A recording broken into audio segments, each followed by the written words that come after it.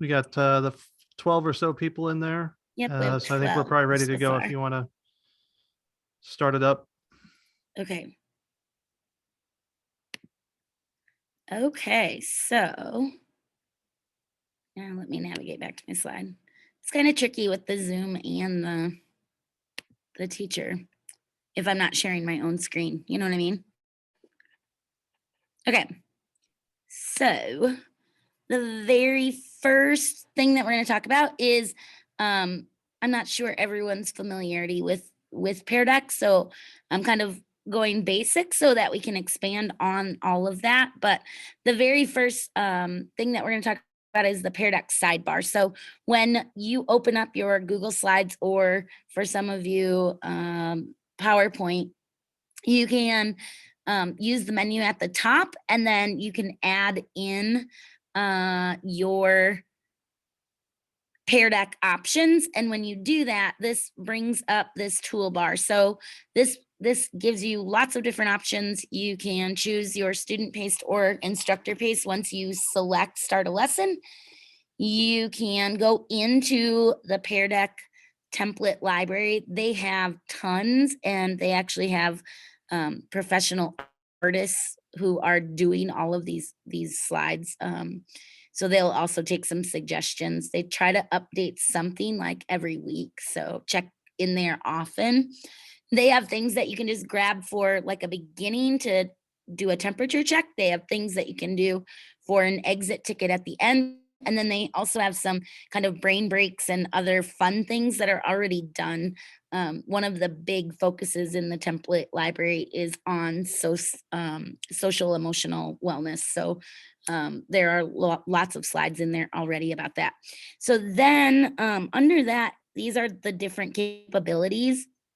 One of my favorite things about Pear Deck is that it's like the Walmart of ed tech tools. Like I can make my slides do anything, and I can also make sure that my students don't have to go anywhere else. So by embedding a site with this website thing, I can make sure that my students aren't lost somewhere out in outer space, like or intentionally going to another site, because I can be watching where they are on the slide. And once this opens, once I get to the slide with the website, it's going to take them right to that website. One thing that I found was really, really cool, especially during virtual learning. And then I also taught some online composition classes for a community college in our area. And I used Pear Deck Student Paste in order to do that. And one thing that really helped was adding audio. So just like I'm talking to you guys, I could be adding audio. I just click this and I can record it. And then as you go back in Student Pace, you can hear my entire lecture. So that really made things work for an online lecture. The Pear Deck Power Up is probably like the essential tool. If you're going to use Pear Deck, you want this Power Up. And it's just another thing to add to Pear Deck, but it makes sure that your GIFs and your videos, any other animations are all going to work within Pear Deck, so that you don't have to navigate out. So you can embed a YouTube video and it will play right in there. The Pear Deck navigation. So this is on the teacher side, and it just shows you a lot of different tools. So I can move back and forth with these navigation arrows. And then I also have the slide navigator. So I can, if I know that, I need to revisit a slide, I can go back to that without having to like scroll through every slide. And then if I have notes, I can incorporate them here. So if I have my notes typed in Google Slides, they show up here for me. And all I have to do is click that. Student responses. So you never are guessing, did all of my kiddos fill out what they were supposed to? I can tell right away that I have 12 kids and I have 12 responses. So I know. I also know if it's active. I know I can look at their responses or I can show them. So if I click show their responses, what it does is it takes off their name so that it's anonymous, and it makes sure that it projects it, but it keeps the student from feeling called out or singled out by making it anonymous. Um, and Josh is going to talk about this in just a second, but this lock screen has it has kind of a hidden feature. And I honestly didn't know that it was there until last summer. So, but the lock, you can lock, when you hit that lock, you are locking everyone's screen. So they can't navigate away. And with that, if you hover over it, it will give you the option for a timer that Josh is going to talk a little bit more about. Let's say that I had a question on this slide, and through whatever responses were generated out of these 12, I'm seeing that there is, a general misunderstanding, or we've kind of reached a point where we're ready to expand. I can add a question on the fly just by clicking this new question. And so really quickly, just type it in and it pops up on the kid's screen. There are more actions when you click here, and I'm going to talk about that in a second. And then I can end. If I end the session, it gives me a couple of options. I can also just move from instructor pace, where I'm controlling what's on the kid's screen, to student paced, or I can completely end the session so that I can publish feedback and student takeaways. And I'm going to talk about those in just a second too. So a deeper look into the teacher dashboard. So if we were actually presenting and I had you do some activities, this is what it's going to look like. So right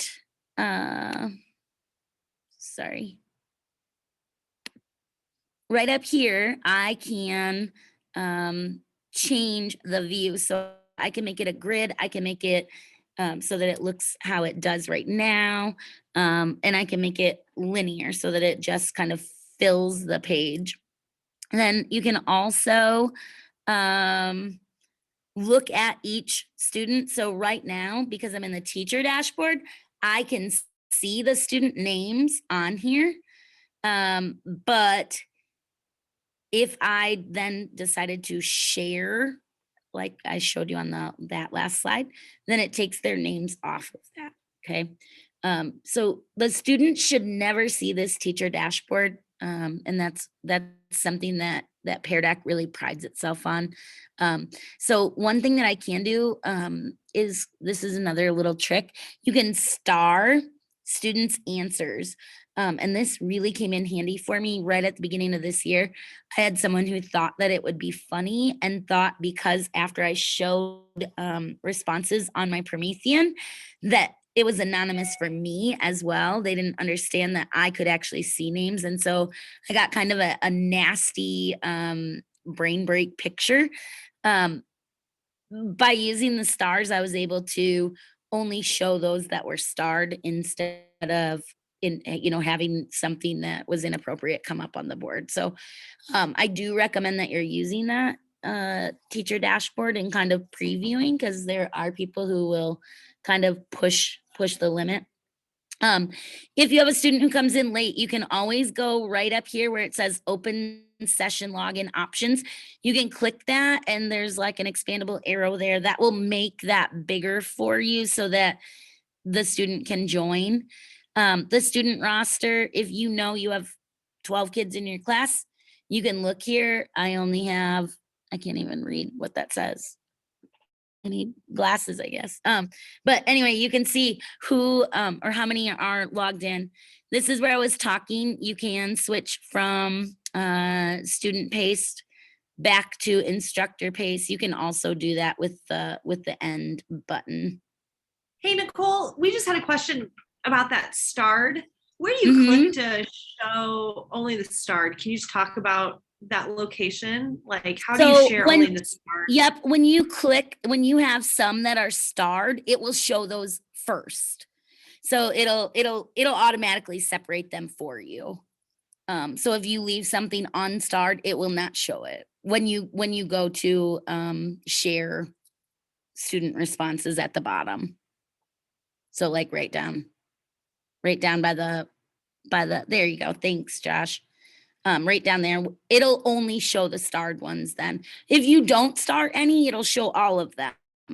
So it does that automatically for you. Sweet. Thank Okay. you. Yep. Okay. And then I can also quickly see who hasn't responded. So in this example, Ladybug hasn't responded. That might mean like it gives me a chance. I can quickly go over and say, hey, Ladybug, I noticed you're having some problems. Can I help you real quick without drawing a bunch of attention to her? Okay. And then also if it was in student paste, if you look over on the far left, you can see there are numbers on those slides. So the number shows you how many kiddos are on there. And then if I click on the actual number, it brings up their names so I can see which kids are where. And that's again another place where I can kind of do my formative assessment and say, whoa, this kiddo is really struggling and maybe I need to step over, or this kid's really flying through it and I don't think he's getting anything out of it. Okay. Josh. All right, so we are going to have you answer a question.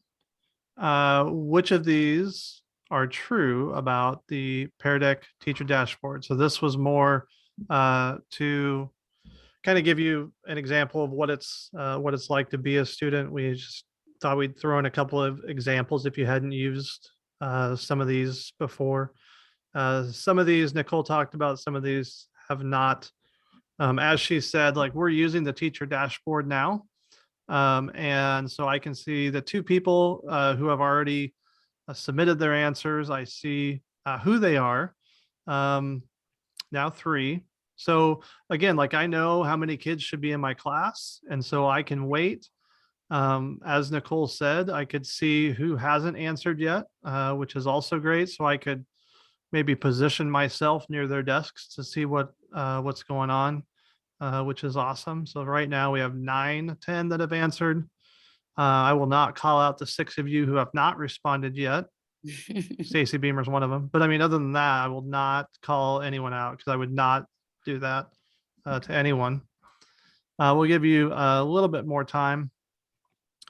This is a great time for when we can, do the lock screen, which we're going to talk about. Because what happens is what I've found is when you click show responses and people start changing the responses, weirdly enough. So if I lock your screen, you shouldn't be able to go anywhere. I can show the responses. So this is an idea. Again, I can see who did what. In fact, I'm hovering over it right now, but you can't see that. So yes, the actual correct answer was see who answered what. So a little bit more of a refresh than the details that Nicole kind of went in. I liken the teacher dashboard. And again, this is a screenshot of it. It's kind of like presenter mode. When you are giving a presentation, you have your list of slides along the left side. You have the main information on the right side. As Nicole said, it's not something that you want to show to students. I love that you can see who answered what. She mentioned there's different ways that you can see it. There's a list, there's a grid, or there's kind of like the graph that you see here. And really it just kind of depends on the question that you're asking. The example that Nicole showed was a drawing activity. This one is the one that we just did, looks better as a graph. The one in the example in this picture looks better as a graph. So that's nice there. Co-teaching, again, Nicole and I can both move these slides. We can both see who's doing what. So if I'm in Nicole's room because of specific students, I can, just keep a focus on them and see how they're doing, making sure that they're, either keeping up or staying where we need to be. And the cool thing, again, Nicole talked about what she learned this summer. One of the things I learned this summer also is that even if I'm just doing it myself, if I pull up my phone and go to peardeck.com/dash, I can access this dashboard from my phone. So I can be walking around the room with my computer plugged in at the front, projecting that screen, and then I can advance the slides just as I'm walking around. So I can have some proximity to my kids, which is always great, but I can kind of keep an eye on what everyone else is doing. So the teacher dashboard really is pretty handy. You know, even if I'm presenting, I don't always enjoy the presenter view, but this has so many little features built in that Nicole did a great job explaining that it is definitely something to check out. Another one. So this is a draggable response. This is just yes or no. So you should have a blue dot. If you drag that blue dot on the Venn diagram, is this easy to create in Pear Deck? Yes or no? One thing about the draggable slides, I think that you are now limited to 5. I think draggables at once. You can you could put a map here or something like that and use the draggables, but just know that you're limited to 5 per kiddo. So they can only drag 5 things, correct? That's not 5 people. Right. So again, I can actually go over, and as I'm hovering over your dots, I see your name. And I could, again, star any of those, as Nicole said earlier. This is really great for like the SEL check-ins. So they have one that's like a continuum, like a red to green, or there's like the pretty common smiley faces or different types of faces in there. Again, kids not everyone sees that because you're not seeing it because I'm not showing responses, but I can hover over that student's name. I can go check in with them, or, you know, if they have a relationship with another adult that is maybe would be good for them to check in, I can know that without the students having to say anything. So that can be a really powerful one as well. All right, so this Venn diagram is extremely easy to do. One of the, this session is titled My Favorite Things About Pear Deck. My favorite thing is the flexibility. Our teachers right now have adopted illustrative math, and they have been working really hard to create Google Slides that groups can use. So we have anywhere from 8 to 10 teachers at every grade level and at the elementary, and so they can kind of divide and conquer and build those. But whenever they want to add in, a single question, they can just pull from that toolbar that Nicole showed you at the very beginning and just add a question onto something that's already there.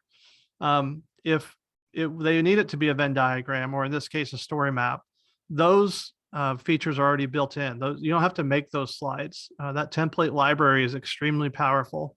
And those are all customizable too. In fact, the one I just showed you actually looks nothing like that when you go in and look at it. It's actually a picture from a different one that I had done with our staff, and the yes and the no are only text boxes that are filled in, covering up the words that were actually there before, and so it's adjusted quite a bit. Our kindergarten, first grade teachers took the one of the sounds templates that's in the library, and the original question is circle things that start with the letter B or X, or I don't know, circle or drag to them or something like that. I think it's circle. Well, they took that one and then they just kept changing the letters, and then they would change the pictures as needed. And so it's at least giving them a starting place that they can then go in and customize. So, anytime we talk about new things, I always feel like people get like, oh my gosh, another new thing. I'm gonna have to start over. I'm gonna have to scrap it. I've got this new tool and I'm gonna have to put everything in its package. But that's the wonderful thing about Pear Deck is, if you're using Google Slides, or even if you're using PowerPoint, there's ways that you can take what you've already done and not have to put a lot of work into it to make it your very own. So again, figure out what's best for you as far as do you need to start from scratch in the template library, or self-created content. This is a couple things I want to talk about. So first off, this screen, I think Oh, are you guys seeing the video on the right hand side? Those of you that are in Pear Deck. This is why you don't try things that are like Yes. 15. Oh, it is there? Okay. Yep. If you go to the Pear Deck and not to the Zoom, you see Okay. the video on the right and the slide on the left. So that is an embedded YouTube video that someone pointed out how to do to me about 3:30 this afternoon. And so I thought I'd throw it in there real quick. There are some tricks on how to embed a YouTube video so that it plays along to the right side using the browser option. And that video is linked down there at the bottom. And like Stacy said, we'll get you these slides. But the real reason for this is that lock screen. I don't know about you, Nicole. I tend to ask kids a question and then I kind of forget how long I've let them ponder that question because I'm up walking around, talking with kids and moving around the room.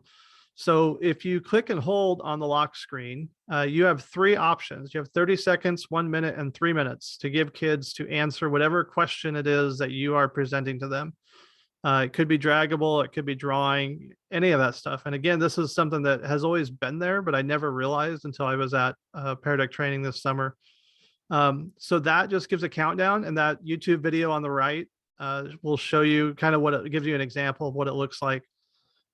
If you put in 1 minute and everybody gets done in 35 seconds, then you can just click the button and it will lock their screen. So timed lock screens was one of those things. It should be pretty simple, but definitely was pretty powerful when I saw it. So, all right, we're running short on time. So Nicole, I will turn that back over to you for Immersive Reader. Okay, I'm gonna go quickly through Immersive Reader because I really want to get to brain breaks because I think, and I have something to share with you that should make it well worth your half hour after contract time. So Immersive Reader, if you don't know, is a product of Microsoft. It's like super, super, super awesome for any of our struggling readers.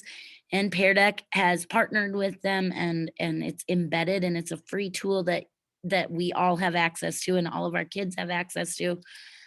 So if you enable it in your slides, and says that's what I'm showing you. So when you're signed into your Pear Deck, and because you're an Iowa teacher, you should have the little crown on your character up here. If that is happening, you can click on that and then you're in your account. So that you're going over to this little window over, sorry, Josh, I'm struggling here. Okay. Okay, so you're going over to the window where it says settings. Thank you. There you go. And then when you do that, it's going to open up this other pop-up window that's over here.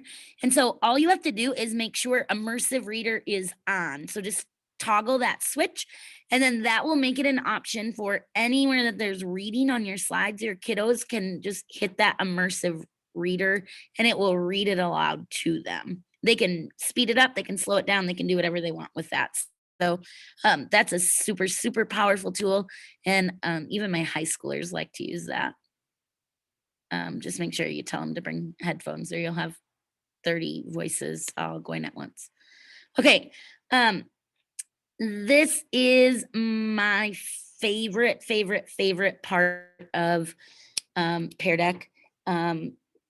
Engagement has been a huge area of focus in our district, and especially after COVID, our kids have even a smaller attention span. They cannot focus. I teach mainly seniors, and so right now is like senioritis high point. And yet I have kids like right before lunch, and then I have kids right at the end of the day. And they all give me the comment that they are happy to be in my class because they like to do these brain breaks. Okay. Some of them are dorky. Some of them are, just checking in where they're at, like emotionally. Some of them are just giving them just like a minute of creativity. But really what a brain break is supposed to do is just stop what you're doing, give your brain just like shift gear and then like get back at it. And I can tell you that This makes me happier as a teacher when I'm incorporating these brain breaks. It makes my kids happier. They like every time I say, okay, today is a grammar lecture, you know, in years past, that would be like everyone banging their head on the desk. But now it's like, is there a brain break in it? And so I made this this presentation for our district. However, I've been sharing it with everyone Pear Deck will let me talk to. And so in when you get these slides, we click on this link, it's going to give you a presentation that has, I think, like 500 slides already ready to go. Some are as simple as here is half a box. It can't be a present. What is it? And you have to finish drawing. There you go. Thank you. There are some that are like a would you rather, just to get them thinking. There are some that will have them like trying to think creatively, using word puzzles. There are some that just have them reflect on who they are and how they feel and what makes them feel good and what makes them feel bad. So like it's just an easy way to break up the monotony of a long lesson, and then also to kind of give kids a way to be heard and seen in your classroom. So if you take that copy that Stacy just posted there, you have, it's a view only and it is for you. Go ahead and, you know, delete my Bitmoji, put yours in, do whatever you want to do. Some I found, some I tweaked, some I created on my own. Just know that this is kind of like a work in progress. For the last 2 years, I've been kind of building this. So I'm constantly updating and adding new slides. The web link that is there, that is like the published link, a Google published link. So that one will update. I don't know exactly if it will let you make a copy though of that. Like I can give you like that, but I don't know if it will continuously, it will continuously update. I don't know if it will let you copy that once. Nicole, these are great. What we're going to do is make sure we include your contact information because you might get some folks reaching out. Yeah. And absolutely reach out. The brain breaks are like, that is my passion. That's the reason I love Pear Deck, because it gives kids so many ways to like show me where they're at. And I have tons of grammar ways that I use Pear Deck in my classes. I have tons of math because I've paired up with our math teacher who's now incorporating brain breaks, and her math warm-ups are all using Pear Deck. So there are tons of ways to use it. It doesn't take a lot of extra work. The one thing that I will say about these brain break slides, I'm sorry, I'm over time, but one thing that I just want to really plug is this is super awesome that you can just kind of like the template library that Josh showed you. You can just copy the slide and put it into any Google slide presentation that you have, and you're done. You have Pear Deck, you have interactivity. You don't have to recreate anything. And so that's just a good way to get started using Pear Deck, and then you can always, kind of expand later. So it's kind of a tool that the more you use it, the more you love it, the more you want to use it more. So, sweet. I think there's more slides, but we're just like out of time. But we know are that out of time. Yeah. No big deal. Like, so one of the things that we're going to talk about is the Flashcard Factory. Just know that there is Flashcard Factory. Do you guys want to just talk a little bit about it really quick, and then we'll wrap up? Yeah. And then we're going to have some more webinars, and I've got a bunch of resources we'll send out. But will you just talk a little bit about what Flashcard Factory is? Because people don't realize it's there. Okay, so Flashcard Factory is just like Pear Deck's way of getting kids to interact with our vocabulary.